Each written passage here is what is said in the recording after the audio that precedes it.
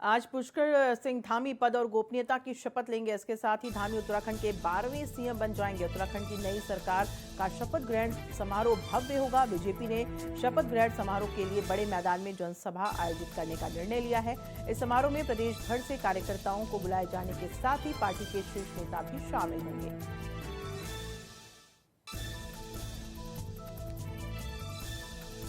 उत्तराखंड में पुष्कर सिंह धामी को दोबारा मुख्यमंत्री बनाए जाने से बीजेपी कार्यकर्ताओं में खुशी का माहौल है। मसूरी में पार्टी कार्यकर्ता मसूरी पिक्चर पैलेस चौक पर जमा हुए और पुष्कर सिंह धामी जिंदाबाद के नारे लगाकर एक दूसरे को मिठाई खिलाई।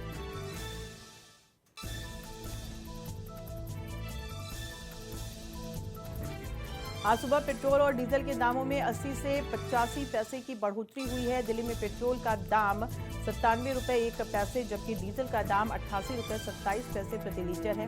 दिल्ली में पेट्रोल डीजल के दाम में 80 पैसे और बढ़े।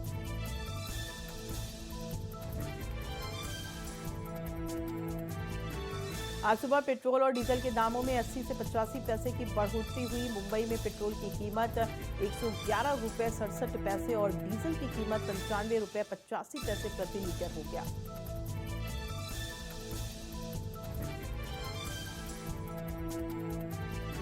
वहीं कोलकाता में पेट्रोल का दाम 106 रुपए 34 पैसे जबकि डीजल का दाम 91 रुपए 42 पैसे प्रति लीटर हो गया है।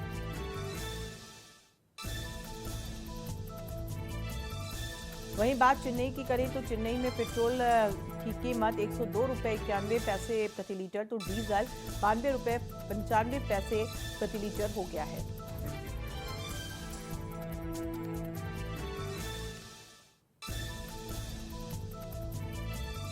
भगवंत मान ने पीएम नरेंद्र मोदी और केंद्रीय गृह मंत्री से मुलाकात का समय मांगा था। पीएम मोदी ने कार्यालय से मिली जानकारी के मुताबिक गुरुवार को भगवंत मान को मिलने का समय दिया गया है। इस मुलाकात में भगवंत मान पंजाब के मुद्दे को उठा सकते हैं। लोकसभा में केंद्रीय नागरिक उड्डयन मंत्री ज्योतिरादित्य सिंधिया ने कहा कि दुनिया के सभी देशों में पायलटों में से केवल 5% महिलाएं हैं। भारत में 15% से अधिक पायलट महिलाएं हैं। ये महिला सशक्तिकरण का एक और उदाहरण है।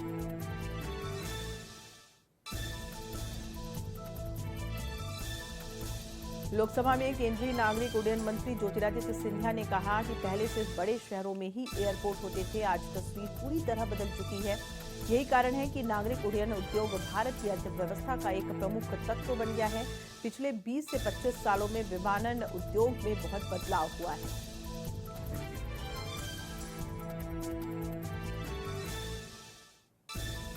बीजेपी सांसद रूपा गांगुली ने वीरभूम हिंसा मामले पर कहा कि घर को आग लगा के लोगों को मारा गया और अब पुलिस उस पर से ये कहकर लीपापोती कर रही है कि वहां कोई रहता नहीं था, तो क्या बाहर से मारकर वहां डाल दिया गया। एक ही रास्ता है कि पश्चिम बंगाल में राष्ट्रपति शासन लगा दिया जाए।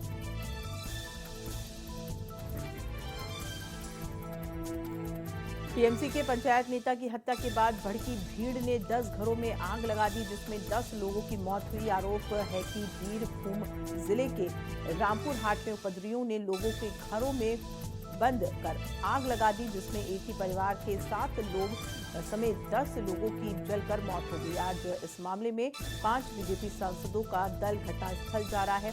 वहीं कांग्रेस ने भी ममता के खिलाफ मोर्चा खोल दिया है।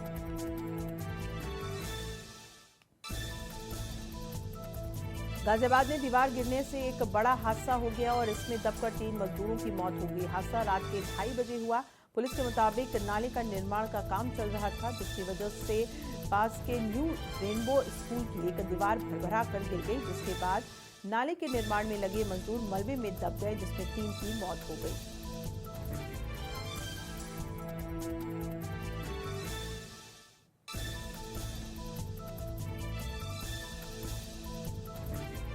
कन्नौज विधानसभा क्षेत्र के शरीफापुर गांव में अवनीश कटियार के नेतृत्व में नवनिर्वाचित विधायक असीम अरुण का सम्मान समारोह का आयोजन किया गया, जिसमें असीम अरुण ने जनता का आभार व्यक्त किया और कहा कि जनता का आशीर्वाद हमको केवल 6000 मतों से मिला है। विधायक असीम अरुण का सम्मान समारोह आयोजित किया गया। संभल में कबाड़ के गोदाम में आग लग गई, जिससे इलाके में हड़कंप मच गया। आग लगने की सूचना पर फायर ब्रिगेड की टीम मौके पर पहुंची और कड़ी मशक्कत के बाद आग पर काबू पाया गया। आग से लाखों रुपए का नुकसान हुआ। जिस कबाड़ गोदाम में आग लगी वो कैथल गेट पुलिस चौकी के पीछे मारवाड़ी मोहल्ले में है। कबाड़ गोदाम में आग कैसे लगी ये अब तक पता नहीं चल पाया है।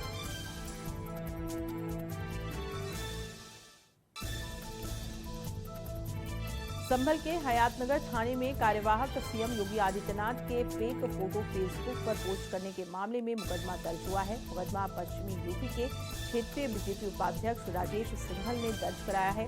फेक फोटो फेसबुक पर पोस्ट करने का आरोप एक दूसरे समुदाय के शख्स पर लगा है।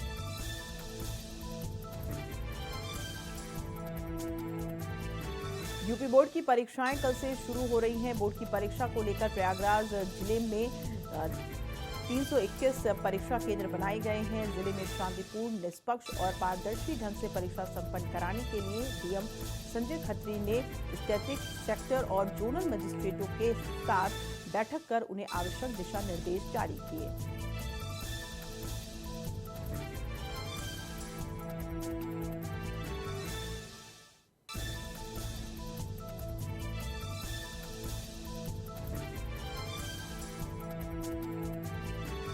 वाराणसी में गोली लगने से घायल एसआई मनीष सिंह के इलाज के दौरान बीएचयू के ट्रामा सेंटर में मौत हो गई। 14 मार्च को सर्विस रिवॉल्वर सप्लाई करने के दौरान गोली चल गई थी, जिसमें मनीष सिंह बुरी तरह घायल हो गए थे। उन्हें इलाज के लिए बीएचयू के ट्रामा सेंटर में भर्ती कराया गया था।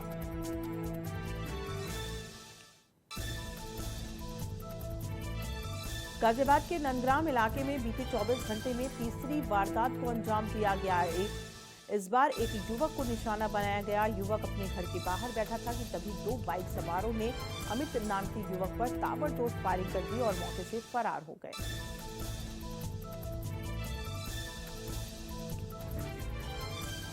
फतेहपुर सदर कोतवाली के नगर पालिका चौराहे के पास महिलाओं ने छेड़छाड़ से परेशान होकर मंचलों को चप्पलों से जमकर पीटा। बता दें कि मंचला पिछले काफी वक्त से महिला को परेशान किया करता था। उसके घर से निकलने और आने जाने पर नजर रखता था। कई बार तो महिला के साथ जोर जबरदस्ती भी कर चुका था।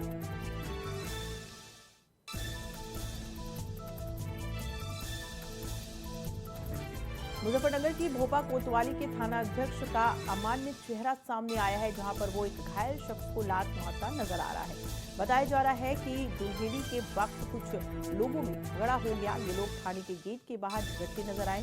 इसी बीच वहां पर थाना अध्यक्ष ने एक पीड़ित घायल शख्स को लात मारी और गाली दी।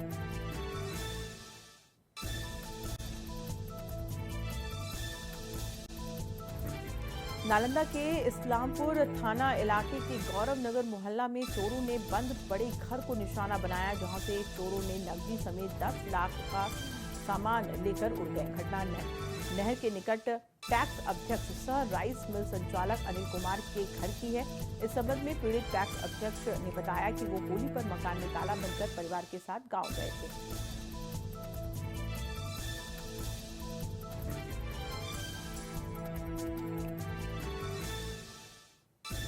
धर्मनगरी हरिद्वार की विश्व प्रसिद्ध हर की पौड़ी के पास इन दिनों भिखारियों का आतंक बढ़ता जा रहा है। एक ही दिन में भिखारियों के आतंक के 2 वीडियो सामने आए हैं, जिसमें भिखारी बेखौफ होकर लड़ाई झगड़े करते हुए दिखाई दे रहे हैं। एक वीडियो में भिखारी अपने साथी के साथ ही नशे को लेकर आपस में भिड़ गए।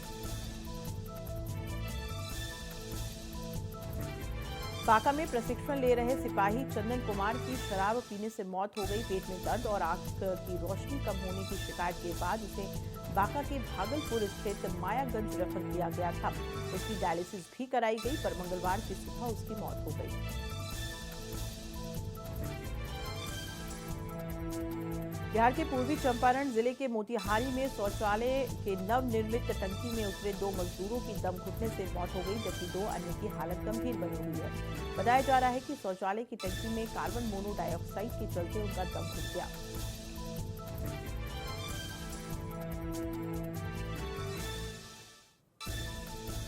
पटना के रूपसपुर थाना इलाके के लालू नगर में खाना बनाने के दौरान सिलेंडर फटने से भीषण आग लग गई। आग इतनी भयंकर थी कि देखते ही देखते आग ने अपनी चपेट में 5 से 8 घरों को ले लिया। फायर ब्रिगेड की टीम सूचना मिलने पर मौके पर पहुंची। कड़ी मशक्कत के बाद आग पर काबू पाया गया। बता दें कि आग लगने की वजह से घर में रखा शादी का सामान भी जलकर राख हो गया। सामान की कीमत लगभग 50 लाख बताई जा रही है।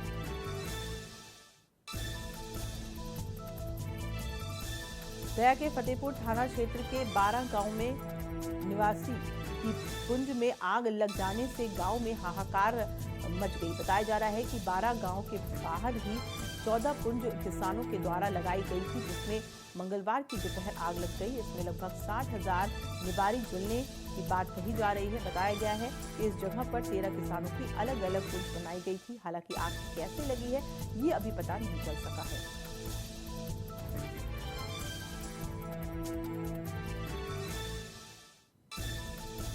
झारखंड के चर्चित बड़का गांव गोलीकांड मामले में रांची की अदालत मंगलवार को अपना फैसला सुनाया। कोर्ट ने मामले में पूर्व मंत्री योगेंद्र साव और उनकी पत्नी निर्मला देवी को दोषी करार दिया, तो वहीं बेटे अंकित को अदालत ने बरी कर दिया।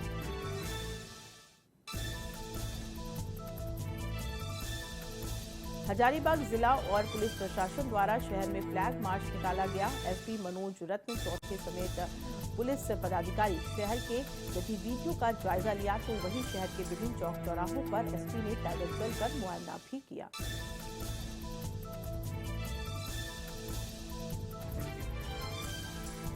रामनवमी से पहले हजारीबाग में धारा 144 लगा दी गई है, जिसको लेकर पक्ष विपक्ष आमने सामने आ गए हैं। सत्ता पक्ष के विधायक इरफान अंसारी ने कहा कि सरकार सुशासन चाहती है और सभी लोग रामनवमी धूमधाम से मनाते हैं। यहां तक कि इस त्योहार में मैं भी सम्मिलित होता हूं, लेकिन बीजेपी और आरएसएस के लोगों ने जुलूस में घुस करके राजनीतिक रूप देते हैं, जो कि गलत है।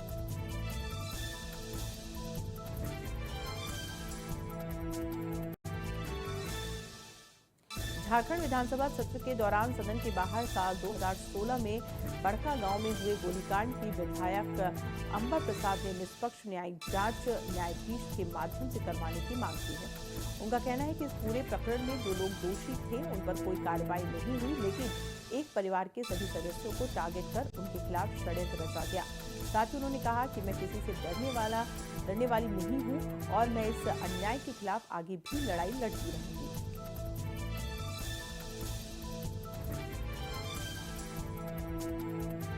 झारखंड के स्वास्थ्य व्यवस्था के प्रति सत्ता पक्ष के विधायक इरफान ने आवाज उठाई है। उन्होंने कहा कि केंद्र की मोदी सरकार की पहल से 108 एम्बुलेंस इमरजेंसी सेवा को लाया गया था, लेकिन आज झारखंड की स्वास्थ्य व्यवस्था की स्थिति खराब हो चुकी है।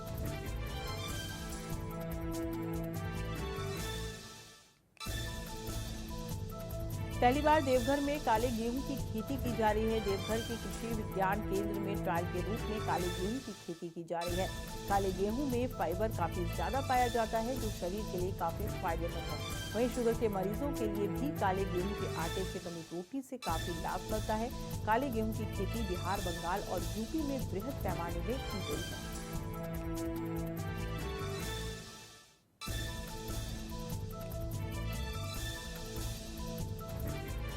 आज विधानसभा में आरजेडी विधायक मुकेश रोशन आंखों पर पट्टी बांध कर आए। आरजेडी विधायक ने अपने हाथ में तख्ती ली हुई थी, जिसमें उन्होंने लिखा था, शराबबंदी है तो मौत का तांडव क्यों। मुकेश रोशन ने अपनी आंखों पर पट्टी इसलिए बांध रखी है क्योंकि सरकार सब कुछ देखते हुए भी आंखों पर पट्टी बांधे रखा है।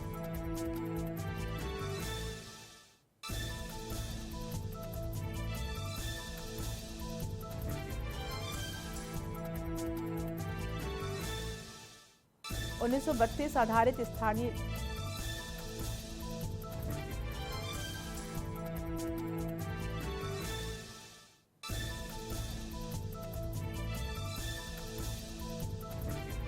1932 आधारित स्थानीय नीति की मांग को लेकर आजसू सड़क से लेकर सदन तक आवाज उठाते रही है।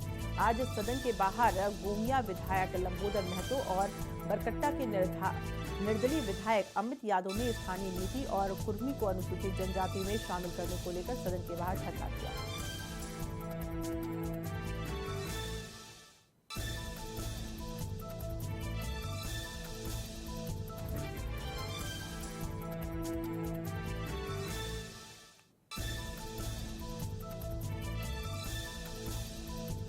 आज कारोबार की शुरुआत में सेंसेक्स 418.72 अंक चढ़कर 58,408.02 पर खुला। इसी तरह निफ्टी भी 123.7 अंक बढ़कर 17,439 पर खुला।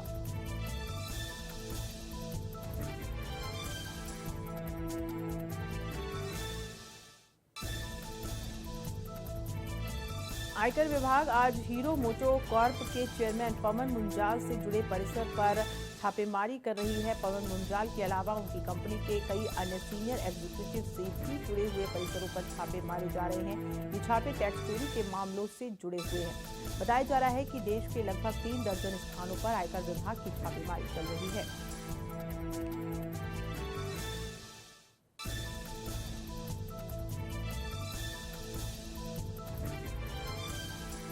ओवरसीज सेंसर बोर्ड के मेंबर उमैर संधू ने राजामौली की फिल्म RRR देख ली है। उन्होंने ट्वीट कर बताया कि ये फिल्म कैसी है। फिल्म देखने के बाद उमैर संधू ने एक्टर्स की तारीफों के पुल बांधे हैं। खासतौर पर वो जूनियर NTR से ज्यादा इम्प्रेस दिखे। उन्होंने लिखा, जूनियर NTR RR की आत्मा है। उन्होंने ये शो चुरा लिया है। रामचरण उम्दा परफॉर्मेंस में है। राजामौली ने क्या डेडली कॉम्बिनेशन बनाया है।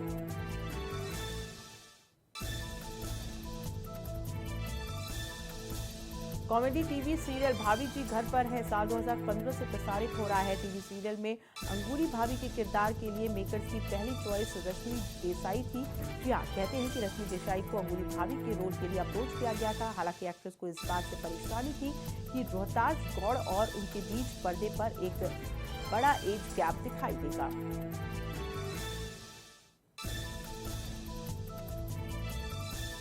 बॉलीवुड अभिनेत्री कंगना रनौत फिल्मों में अपनी खास और अलग एक्टिंग के लिए जानी जाती हैं। उन्होंने अब तक बॉलीवुड को कई शानदार फिल्में दी हैं। आज कंगना अपना जन्मदिन मना रही हैं।